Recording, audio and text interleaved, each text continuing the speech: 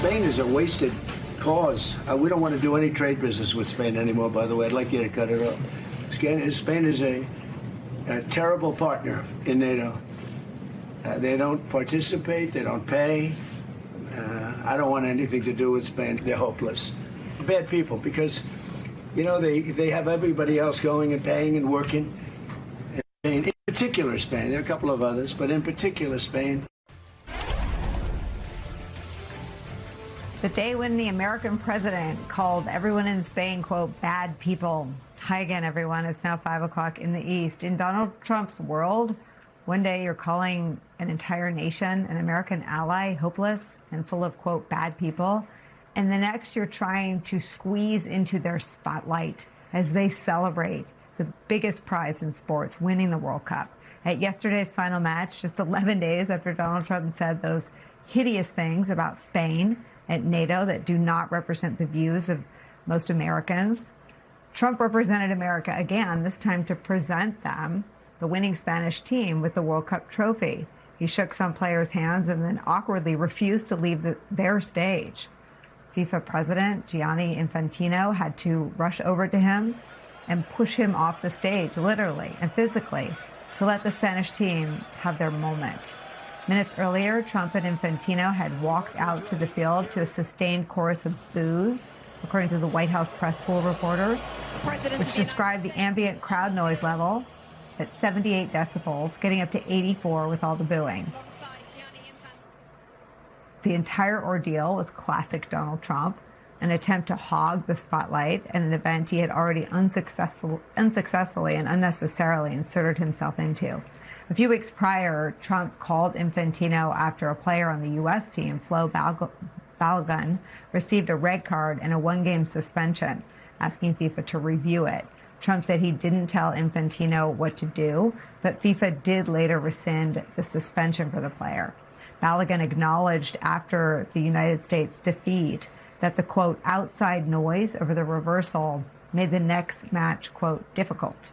So yesterday's moment on the World Cup stage was also telling for what it showed about the people around Donald Trump, those who appease him. We've seen time and time and time again that anyone and any institution that bends the knee to Donald Trump ends up with a good amount of egg on their face. It's just a matter of time. The Washington Post writes about Trump and Infantino this way, quote, their relationship had been conspicuous for years.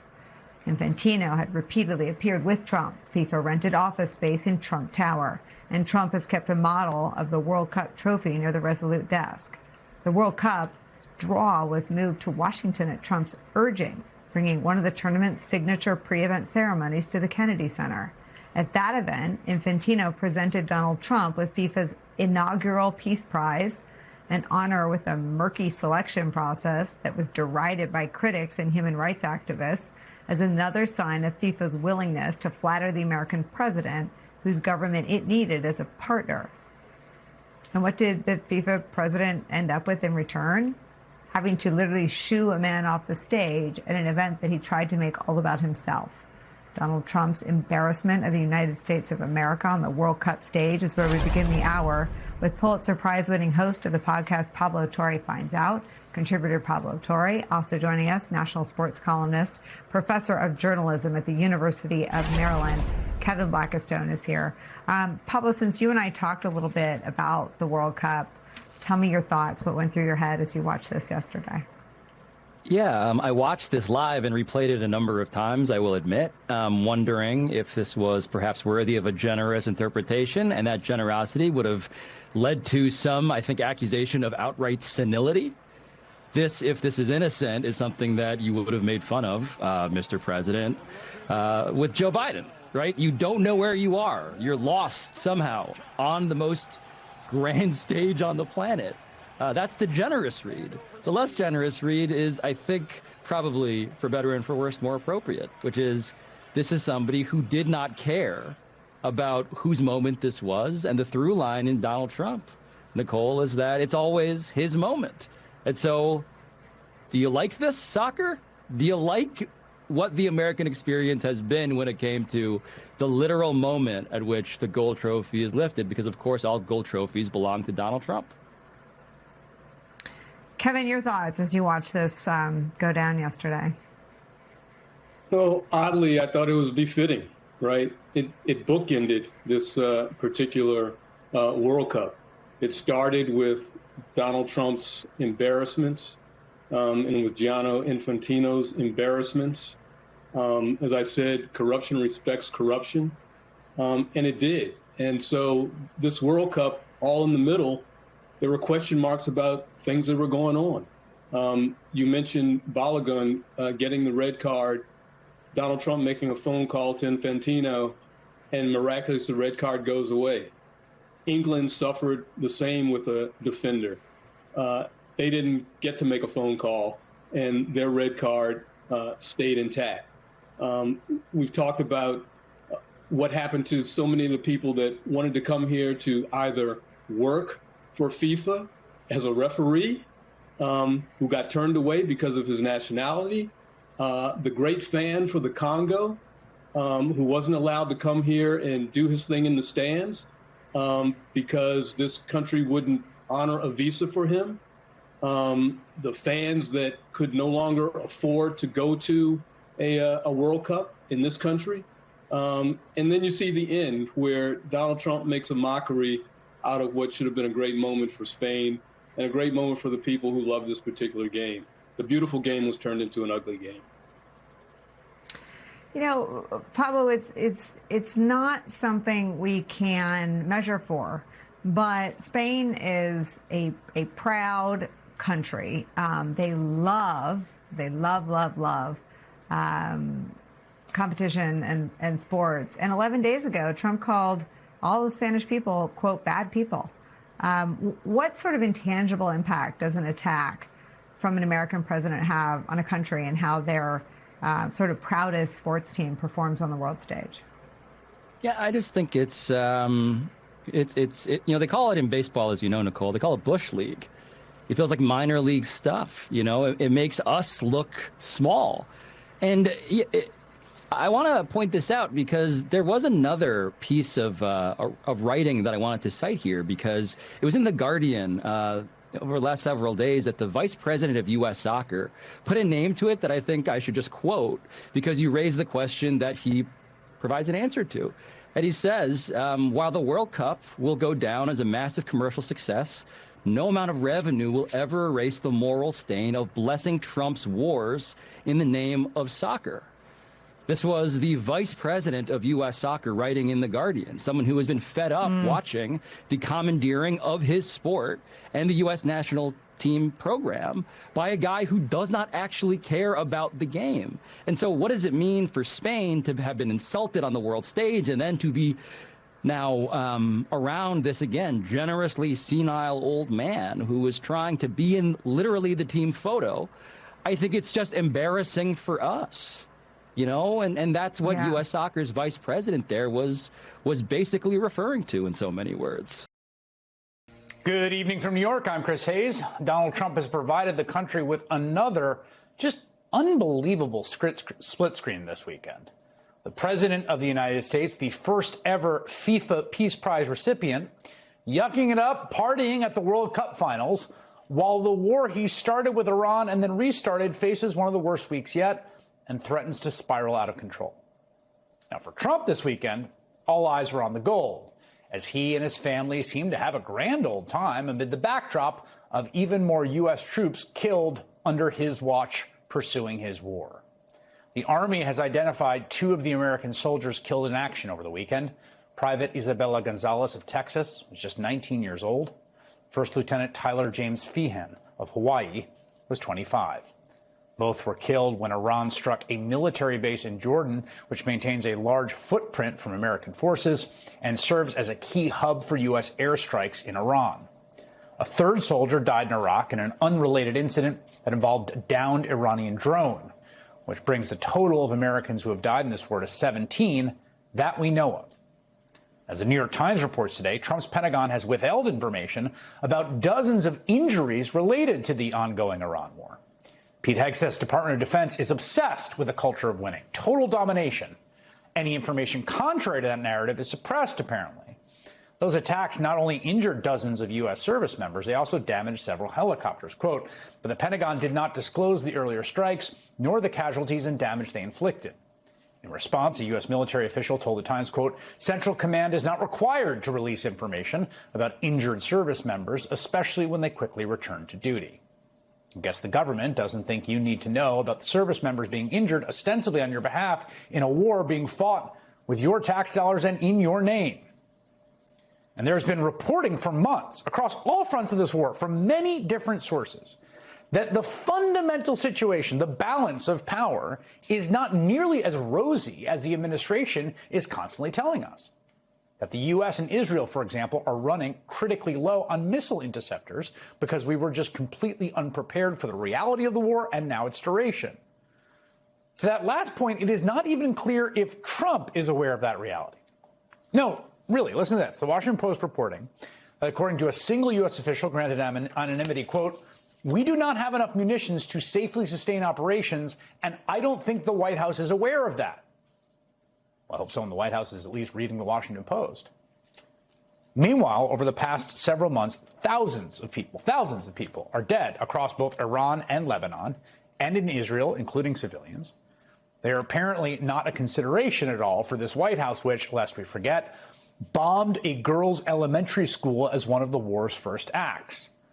The Yemeni militant group, the Houthis, are also now escalating. They just announced a blockade of the Red Sea from Saudi Arabian oil. Should they go ahead and fully close the Bab el-Mandeb Strait, that could reduce the global oil supply by 7%. That, of course, on top of about the 10% that flows through the Strait of Hormuz, which means everything is sitting on a nice edge in the Middle East right now. Here at home, the second-order effects of the war are returning fast. Because oil is not moving through the Strait of Hormuz, gas prices are creeping back up. National average back over $4 a gallon, as our strategic reserves here in the U.S. are down to their lowest levels since the Reagan administration. This was a story that kind of flew under the radar a bit, but we were using that strategic reserve to sort of float oil prices down. And it's not clear at all that China and Japan will bail us out this time with their own much larger than expected reserves and China's drastic reduction to imports that it was able to pull off during the first phase of the war, which really did save Donald Trump and American gas consumers bacon. Now, throughout all of this, you've got the commander-in-chief. I don't know what you can see. I mean, asleep at the wheel? Not always asleep. Sometimes he's awake. And when he's awake, he's mostly plotting and ranting about sabotaging our free and fair elections so that he can rig it for the Republican Party. Or alternately, publicly obsessing over things like the font choice and the tiles for all his little redecorating projects. Trump transparently does not care and can't even bother to pretend to anymore. That's the reality. The only reason he even seemingly bothered to comment on those deceased soldiers is because a Little Watch news outlet had to call him up and force him to address it.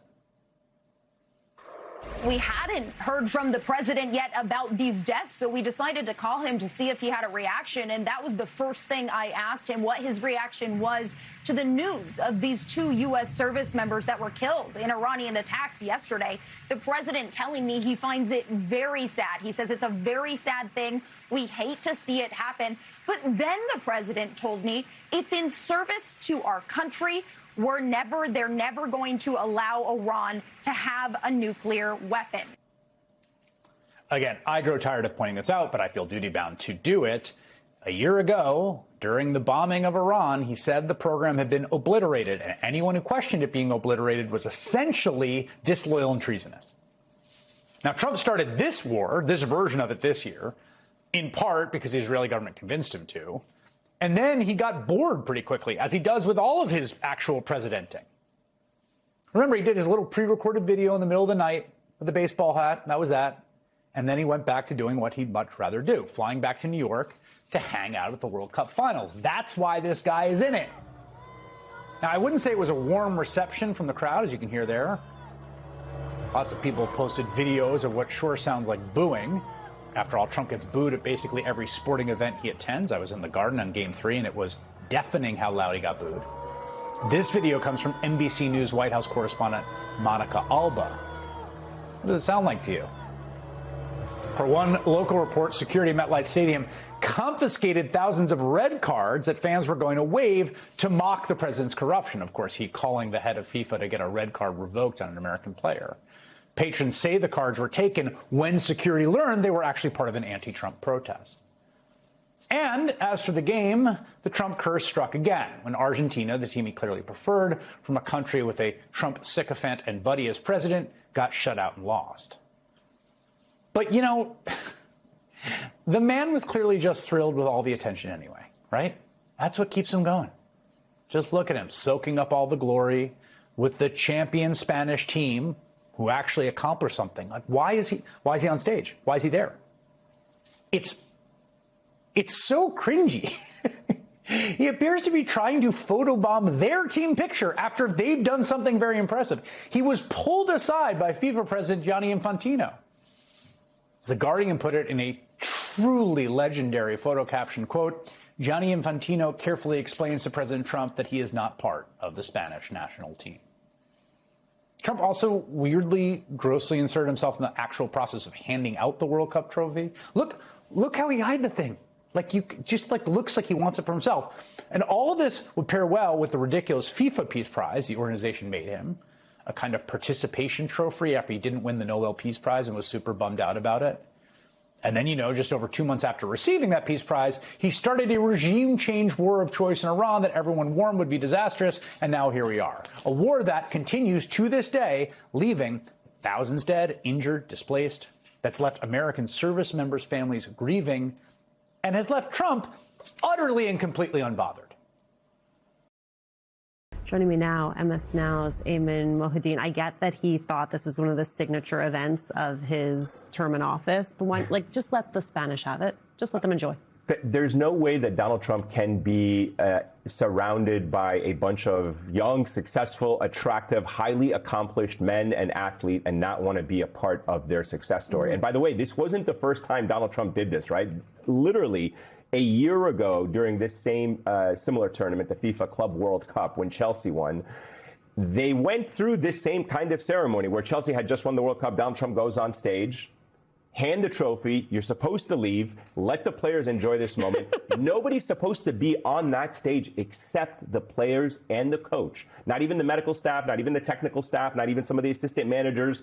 And Donald Trump injects himself in there and awkwardly stands there knowing that he's not supposed to be there. So much so that even the president of FIFA, Infantino, who has done this a few times, try to suggest to him, hey, you should be exiting stage right. He doesn't. He tries to stand in the middle of that picture and steal the thunder of the Spanish players. And look, like I said, the idea of Donald Trump being, as the Washington Post said, being showered with gold confetti, being surrounded by all, these highly accomplished, very successful athletes is probably something he wanted for the image and being part of that success. Let's talk about one of those successful athletes on the Spanish team, Borja Iglesias. Yep. He said he would only shake Trump's hand to avoid prison.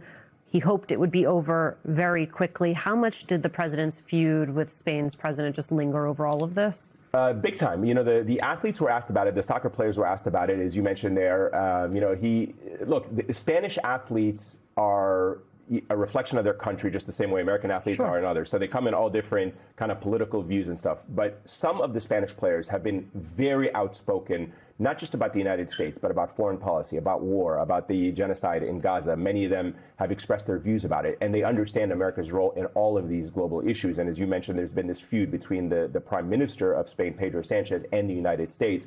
And the words of President Trump certainly reverberated around Spanish media. A lot of Spanish media covered Trump's comments about Spain being very bad people, criticizing the country, threatening the country with more tariff wars or trade wars. So that was not lost on the players who were playing here in the United States. And then on top of that, you had some Spanish athletes, former Spanish team players, who were denied entry into the United States. One of the former World Cup winners of Spain's 2010 team was denied entry into the United States because he participated in a soccer game in Iran. And so his ESTA visa, or his ability to enter the United States, was denied. And he appealed to Donald Trump and to the American administration to let him into the country so that he could be here with his teammates and celebrate. And he was granted that. So the politics between what the United States has done towards Spain and the tensions around this World Cup were not lost on these Spanish players as they were lifting that trophy and making these types of comments in the run-up. Of course, athletes are going to be asked about their politics and their worldviews. And so I think for a lot of the athletes, like we heard there, it was not lost on them that they were playing in this climate, that it was Donald Trump who's going to present this trophy, and he's had very harsh words towards the Spanish government. I have less than a minute left, but I just want to say the president was also with PM of Canada, Mark Carney, and right. he told him, you got to stop these fires from coming in and poisoning our air. Maybe they should pay us some damages or something. We should do some tariffs. As if Donald Trump doesn't know how, forest fires happen and that they're part of things that happen in this country. And, again, it's the way that Donald Trump approaches geopolitics and also like personal relationships. It's a sporting event. The world is trying to celebrate, and Donald Trump is using the stage to his own, personal advantage, but also this kind of like retribution that anything that happens outside the world that could potentially be harmful to the United States, he wants to exact a price for it. And it's just not the spirit of the tournament. It's not the cordiality that is often afforded to world leaders who are coming here to participate in this. Canada was a host of the World Cup, like the United States was, like Mexico was. And so the idea that you would use this stage and also at the same time use that kind of rhetoric against your neighbor, I think it just speaks to the character of who Donald Trump is. Ayman Mohadina, it's always so good to have you. Thank you so much. They know Donald Trump in New Jersey, where this World Cup match had the booze raining down when he walked out with FIFA's president.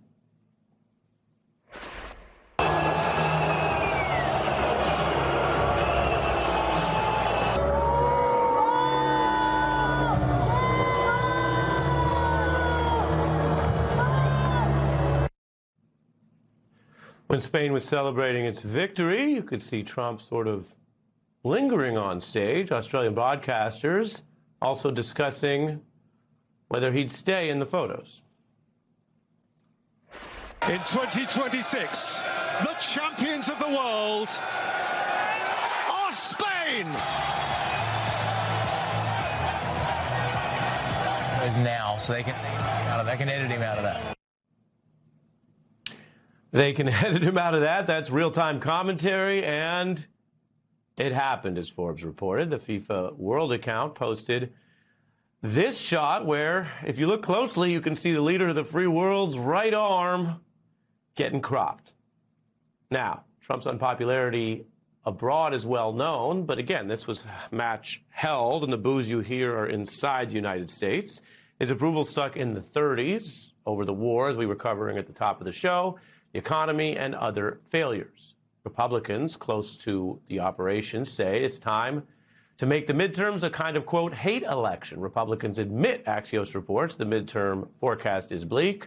But if they can just make voters hate Dems more than Republicans, maybe the losses won't be as bad. I want to bring in a special guest. Brian Tyler Cohen is the host of the No Lie podcast, which has billions of views online. He's interviewed all kinds of heavyweights across the Democratic Party, including that rare get in American politics, a recent sit-down with former President Obama. We've seen the de-evolution of the discourse. How do we come back from a place that we have fallen into? Well, first of all, I think it's important to recognize that the majority of the American people find this behavior deeply troubling. It is true that it gets attention. It's true that it's a distraction. Cohen is also the author of the new book, The Day After: How to Wield Power in a Post-Trump World. You can get that right now wherever books are sold. Brian is one of these new voices that we've been listening to. As you know, the world keeps evolving. Welcome back. All right, thanks for having me. Yeah, the top story here relates to your book. So reading from a passage, you talk about how before 2024, this duality that Bill Clinton had discussed, strong and wrong, was beating weak and right. You say you could say that demonizing the opposition is bad for the country, but you can't say it's worse than Trump's presidency. The truth is Republicans have been playing the long game, Dems playing the wrong game. Bars, Brian. And you go on to write, why are Dems so far behind with this kind of politics? It works. Look at the two times Dems did play hardball. You point to 96 and 2012, where the campaigns really did diminish their opponents sailing to victory rather than the talk we've heard so often about going high. How does that apply today when we see these reports, everything from abuse of power, revenge indictments, ICE at the polls, to a propaganda campaign that Axios reports would be just about hating Dems? Well, look, they have run that playbook over and over and over again, and largely it's been successful. I mean, how many elections can you remember, Ari, where Republicans had deferred to this idea of migrant caravans or demonizing gay people or trans people, as was the case in this latest election? There's always some minority to punch down on, always some scapegoat. That's the problem. That's the cause of all of our woes, as opposed to the people who are actually causing a lot of the problems in this country, who in large part are the millionaires and billionaires who benefit from the policies of this administration. It is notable that you have Republicans who continuously run on punching down on these small minorities, but at the same time, the first thing they do is pass tax cuts, for example, that heap benefits onto the wealthiest Americans in this country, as we see income inequality explode. And by the way, Republicans know that this is potent. That's why they run on it. But the problem is, when they get into office, they never actually deliver on any of those things. It's always about finding some small minority to beat down on as the cause of all of our nation's problems. What are the issues that you think currently work best against Trump?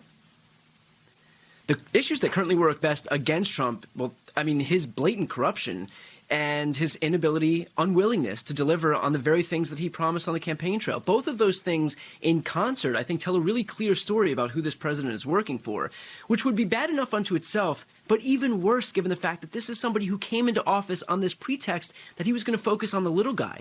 It was him who decided to run an America First campaign, and really the only person that stood to benefit from this is not the 350 million people in this country, it's Donald Trump himself. He's the one who's tripled his net worth. He's the one who's encrusting the Oval Office in gold, building himself a monument in the form of a ballroom and maybe a triumphal arch, who's gotten a new airplane out of this that's going to, of course, go to him after he's out of office. And so, again, the person who stands to benefit from all of Trump's priorities, as we see costs rise, as we see healthcare gutted, as we see food assistance gutted, as we see gas prices rise, is only one guy. It's Trump. What do you see in the early primaries, which, of course, are just a smattering, and this conversation about generational change? We follow this now across two elderly presidents, an elderly Supreme Court, Mitch McConnell, mystery about his health status. But I think we'd all be fair to note it's a problem in both parties and across every branch of government. How much of that does that account for some of the energy behind younger Democratic candidates? I think that's a huge driver of the future of the Democratic Party. I mean, there's no doubt, as you mentioned rightfully, that gerontocracy is a problem in this country. My generation, millennials, have largely been locked out of power forever. And frankly, some of the millennials that are getting into office now are the most popular politicians in America, whether it's Zohran Mamdani in New York, whether it's AOC also in New York, whether it's Jon Ossoff down in Georgia. This is what happens when you actually make a bridge to the next generation and allow people who are more charismatic, more dynamic, more articulate, more tech savvy to have their spot in the spotlight, have their chance in the spotlight to actually show what they can do. And so I think this should be a blinking red light to existing members of the Democratic caucus that if you stand for the things that you claim to stand for, make way for people who are going to be more effective arbiters, more effective shepherds of that exact message, because the people who are seeing popularity, the people who are able to better relate to the electorate, are those younger people who've grown up in these ecosystems where the vast majority of Americans are already getting their news. Yeah. And that you could be a great shepherd and still eventually say, it's time to have a shepherd's retirement. Let somebody else out on the hills, Brian, as mentioned, a lot of folks know you online. Folks know you from the Obama interview. To our viewers, we appreciate you coming back. And that book, if you want to learn more about what Brian's saying, is The Day After, How to Wield Power in a Post-Trump World. You can Google that or get it wherever books are sold.